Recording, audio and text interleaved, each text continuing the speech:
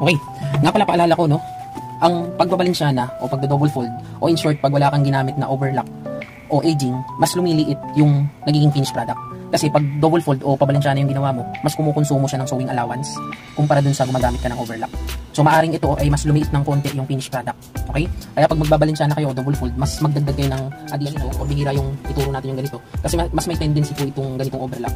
Although mas maganda siya, mas may tendency po na mas madaling masira yung pagkakatahi. Kasi nga mas batak siya dun sa pagkakabit ng punda. Try nyo, bumuo kayo ng ganito, bumuo kayo ng ganito. Maglagay kayo ng punda rito or maglagay kayo ng unan, rather dito. Tapos maglagay kayo ng unan dito. Tingnan nyo kung ano mas madali. Okay?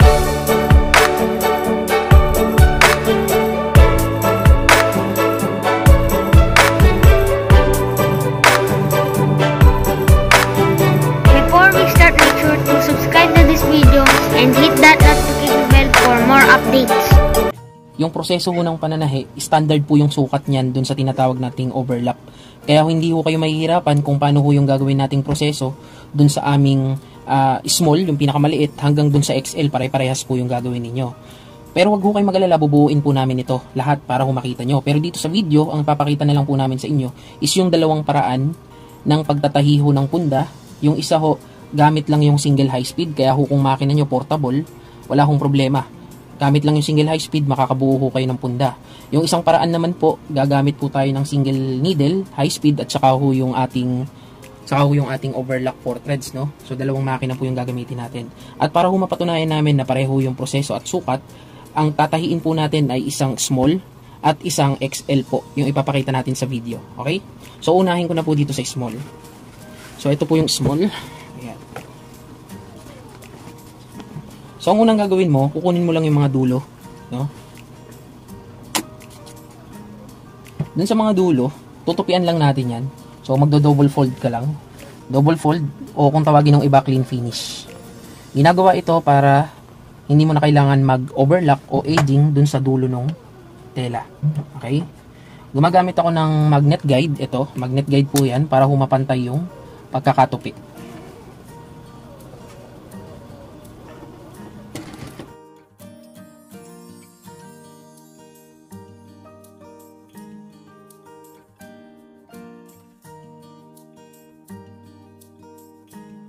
Okay. So, ganun lang, same procedure. Pag natupian mo yan, dalawang ano lang naman yan eh. Dalawang magkabilang dulo. Ang sukat po ng tupi, pwedeng half inch po. Pinakamalaki nyo na pong magiging tupi gamit po yung pattern natin ay 3/4 inch. Kasama po yan sa allowance nung ginawa nating pattern.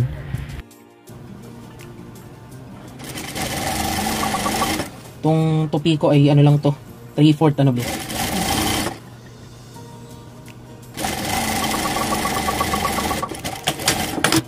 Okay.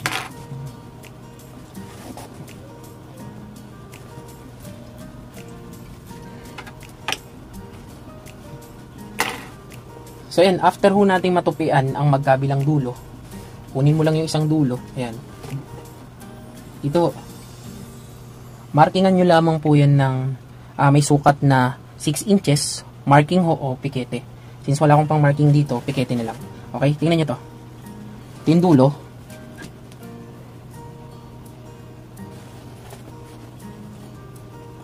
Sukat ka lang dyan ng 6 inches. Ayan o. Kita mami. 6 inches. So, lagyan nyo lamang ho yan ng pikete. Ayan. Okay? Pag nalagyan nyo na ho ng pikete, dun ho tayo papatong dun sa ating overlap. So, ito ho yun. Ito ho yung pikete o. Ito ho yung kabilang dulo. Ipapatong nyo lang ho yan dyan. Ganito. Mami, tingnan mo. Ayan. So, ito yung pikete. Patong lang kayo dyan. Ayan. Ganyan. Then, pasadahan ho natin.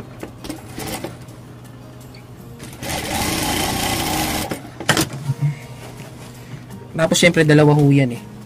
Yung kabila ho, itatapat mo lang din ho yan, yung dulo dun sa pikete. Tapos, papasadahan nyo lang po. Yan ho yung sukat ng overlap. Yan ho yung sinasabi ko kanina, na standard po. Sa bawat sukat po ng punda, small, medium, large, XL, ay pare-parehas po siya. So, pasadahan nyo lang po. Ayan. So, pagkatapos po natin siya maiduktong, simple na lang po yung gagawin natin. Kunin nyo po ito. Ito yung tela. Ito yung dulo ng tupi, no? So, susukat lang po tayo dyan, mula dyan, hanggang dito. So, mula dyan, sa dulo, susukat lang po tayo ng sukat na 10 inches. Ayan o.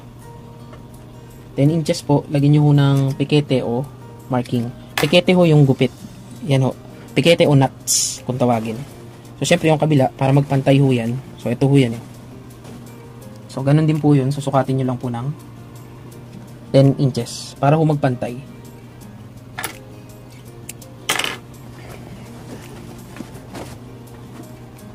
So, makikita nyo po yung marking nyo. Ayan po. O yung pikete, magkatapatan po yan. Yun po yung magiging tuktok o taas po ng ating punda. Ayan, ganito po siya. Ayan. Then, after po nun, yung gilid, kung may overlock ka, pwede mo na pasadaan ng overlock yan eh. Pero since wala tayong overlock, ang gagawin po natin is double fold ulit dito. So, ito siya. Itutupi po natin yan ng 2 beses. Maliit, hanggat kaya. So, ito yung magiging pinaka side close natin.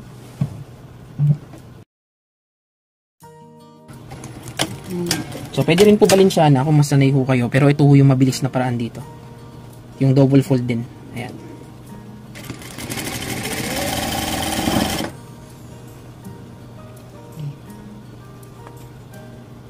Kung kaya pa na mas makitid dito sa gawa ko, mas makitid, mas maganda, no?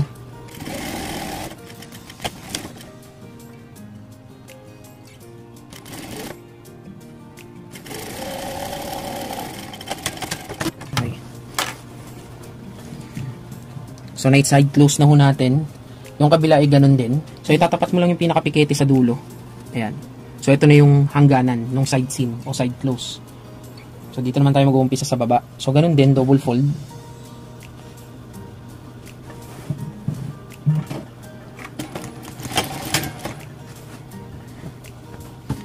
Maganda kung may lalapat mo siya na ganyan, no? Para maganda yung pagkakalapat ng punda.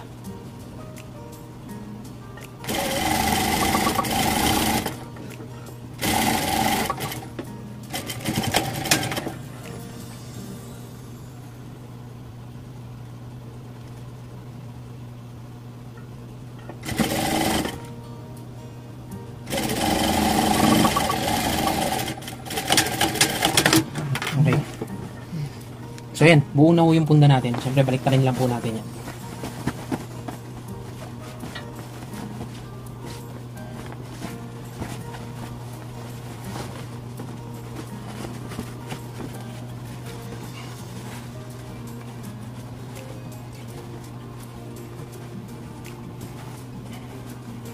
So, ito na po yung nabuo natin na small size na punda. Yan po. Kung makikita nyo, overlap po yan. Nakapasok ho yung isang bahagi niya sa loob. Ayun po. Kaya po tinawag na overlap. Ayan, naka-overlap siya rito. Ngayon, may mga nagtanong sa atin dun sa mga nakaraang tutorial. Kasi, karaniwan daw, o yung iba, is ito yung nasa ibabaw. So, ito yung nasa ibabaw daw. Okay? So, bakit ganito yung ginagawa natin? Actually, ganun din po yung ginagawa namin dati. So, papakita ko sa inyo yung kaibahan niya. Parehas lang siya kung paano nyo siya buuin. Nagkaiba lang siya dun sa paglalagay ng nuts dun sa tuktok. Okay? Ganito, papakita ko muna sa inyo ha, kung paano buuin. Ready ko na yung isa. So, kung kanina, kung babalikan nyo kung paano tayo nag-side close, kung ano yung kinuha natin palatandaan, same procedure siya, ganito lang yung kaibahan niya. So, paliwanag ko sa inyo maigi ha. Kung kanina, ito yung dulo, no? Kung kanina ang ginawa natin is, mula rito sa dulo, nagsukat tayo papunta sa kanan ko ng 10 inches. Ayan siya. Naglagay tayo ng nuts. Ngayon, hindi po ganun yung gagawin natin sa pagsa-side close. Ang kukunan natin ng sukat is yung nasa loob. Kanina is itong nasa labas, tapos papunta sa kanan 10 inches. Ngayon naman itong narito sa loob, yung overlap. So yung overlap na nasa loob, ang sukat naman yan. So itatapat lang natin yan sa 7 inches, ito. Tapos dito tayo maglalagay ng pikete. Ayan. Nakita nyo kaibahan? Kanina, mula rito, papunta rito, pakanan. Yung paglalagay natin ng pikete, 10 inches. Ngayon naman, mula ron sa loob, sa 7 inches, dun tayo maglalagay ng pikete. Yan yung magiging hangganan o pinakataas ng ating punda. Okay? So, syempre, yung kabila rin. Yung kabila, kunin mo rin yung nasa ilalim, tapat mo sa 7 inches, tapos kunin mo yung dulo. Ayan, maglagay ka ng pikete. Pikete or marking, ayan.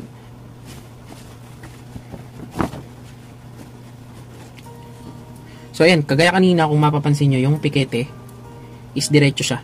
Yan yung magiging pinakahangganan o taas ng ating punda. Okay? So pikete sa taas. So ito yung linya ng side close o side seam. So same procedure, double fold.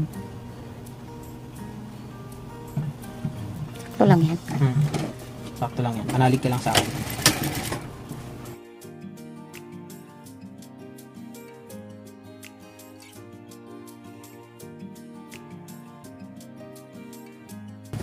Next is yung kabila. So, tatapat mo lang to sa pinakataas yung nuts na ginawa natin o minarkingan natin. Then, ito yung pwesto ng side close o side seam. So, double fold ulit.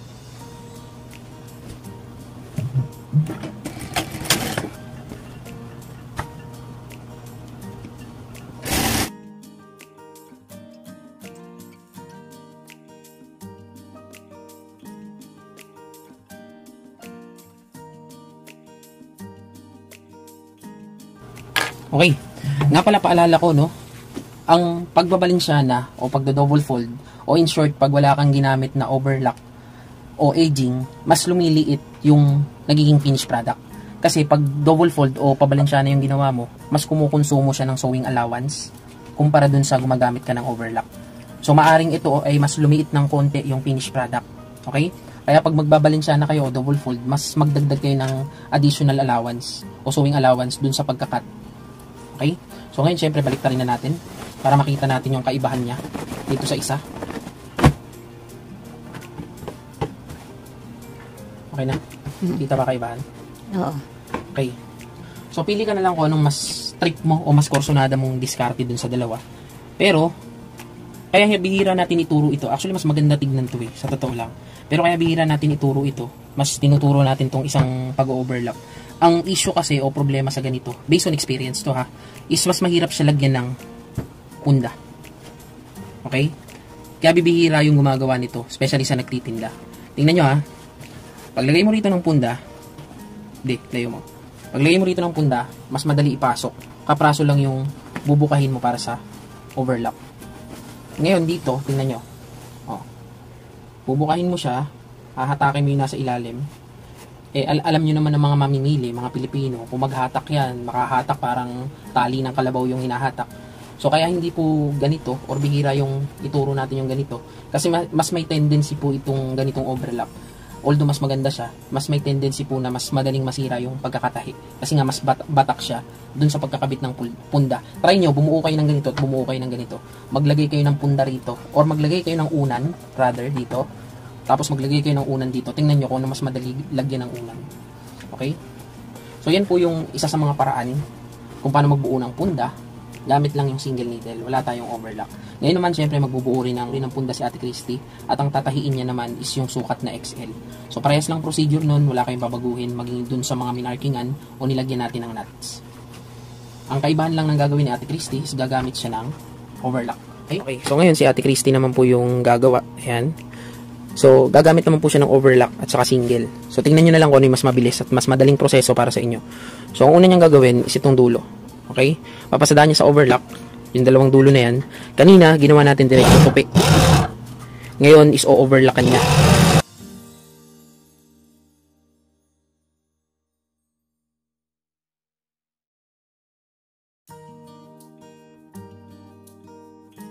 So, lipat naman po sa single si Ate Christy.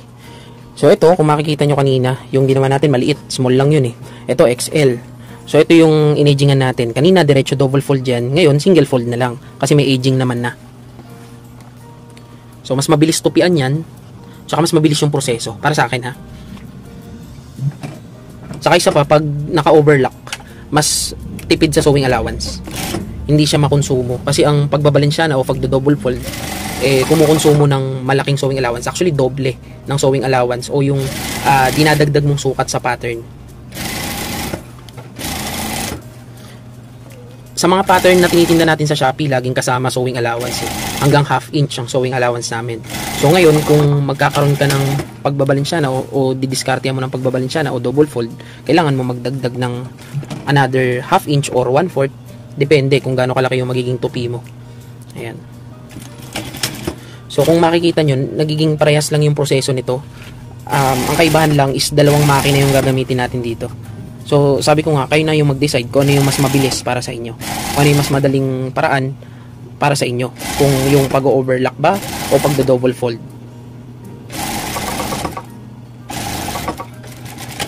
Okay. So, next is mamarkingan naman natin, no? Kagaya kanina, kagaya nung sa small, tutupiin mo lang yung isang side. Parehas naman yan, 6 inches din yung sukat ng marking. So, mula ron sa dulo, susukat ka lang ng 6 inches, tapos lalagyan mo ng marking o pikete. Yun yung magiging standard size ng overlap natin. Kahit anong sukat ho ng punda.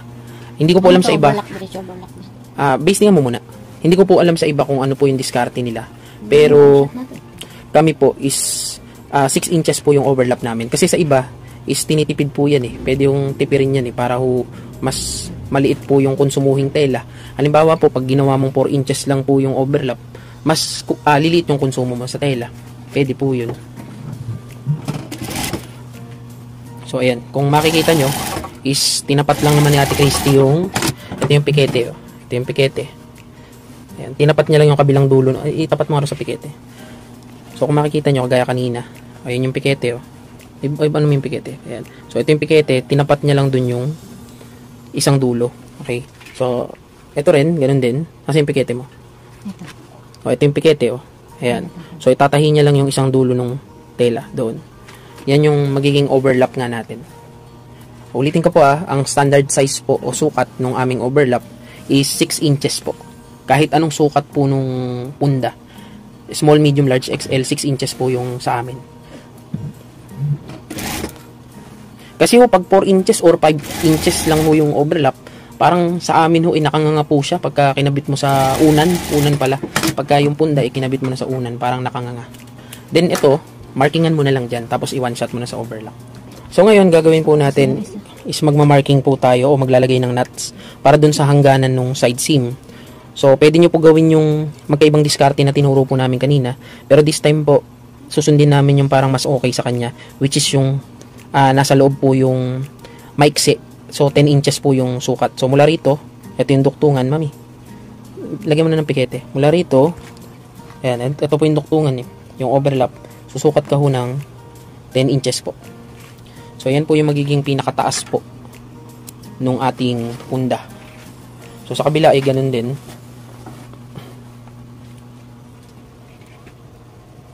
So, susukatan mo lang yan ng 10 inches. Yan, itayo mo. Doon, hawakan mo rin sa may nuts. So, ito ho yung yung nuts, oh. Ay, hawak mo. Ito po yung nuts, yun po yung sa kabila, oh. Yan po yung magiging hangganan, o taas ng ating punda. Hawakan mo magkabila. Ayan. So, ito po yung kabilang nuts, yun po yung kabila. So, yun po yung magiging hangganan o taas ng ating punda. Ngayon, sasaraduhan na natin yung magkabilang gilid, side close. So, hindi ka mukha kanina, sa single natin ginawa yun, ngayon dito sa overlock siya. Okay. So, ayun, uumpisahan mo dun sa, ito siya, umpisahan mo rin sa pikete. Tapos, diretso lang yun, hanggang baba, side close.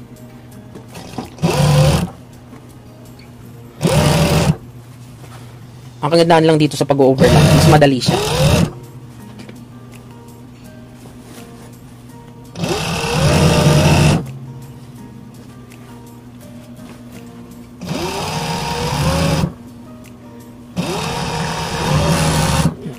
So, na-overlock na ni Ate Christy yung isa. Medyo nalagot lang, inulitan lang. Pero, yun lang naman yun, isang diretso. Then, yung naman, yung kabila na. Okay. So, ayun, ilalagay niya lang sa pinakatuktok yung pikete. Ito. Kasi yung pikete. Ito. Ayan. Ayun. So, pwede ka rin naman dyan mag-umpisa eh. Pwede ka rin dyan mag-umpisa. Babaliktad mo lang. Ayan.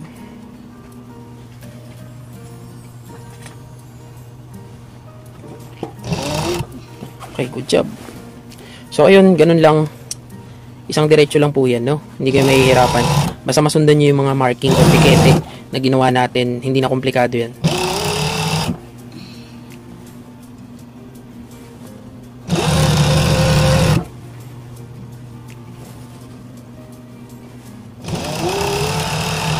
Okay. Baliktarin mo, mami, pagkatapos. Baliktarin mo. Usog ka na rin sa single para medyo maluwag daw. So ayun, habang binabaliktad ni Ate Christy, kagaya nga ng binanggit ko sa inyo kanina, is ito yung mga nakat natin, no. Bubuuin pa ho natin ito. Tatahiin po namin, mamaya pag-usapan natin. Tingnan natin kung makakapag-costing pa tayo, no, para malaman nyo kung magkano puhunan, magkano nyo siya pwede ibenta. Then ito na yung finished product nung pa-overlock. So kayo na lang ho mag-decide kung ano mas madali. May overlock, katuwang single, or single lang po.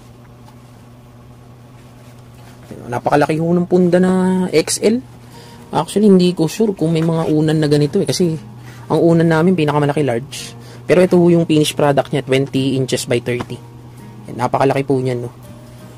Yan. So, para sa akin, ha. So, ayun, mamaya na lang po ulit. Ayan. So, ito siya. Ito yung overlap niya. Okay? So, mamaya ulit. So, yun po, ganun lang kadali tabasin at tahiin po yung punda, no. Although yung paraan ng pagtatabas medyo iba-iba, tinuro po natin yan para ho kayo ay makatipid po o makamenos dun sa mga telang gagamitin ninyo. Kasi ho, sa pagtatabas pa lang, dun mo makikita kung kikita ka na o matatalo ka dun sa presyo ng materyales versus dun sa presyo ng magiging item mo. Kumbaga sa tabas pa lang, magkakaroon ka na ng computation dyan. Pwede mo nang computein. And sa video na to, tinuro nga natin yung mga paraan kung paano ho kayo makakatipid.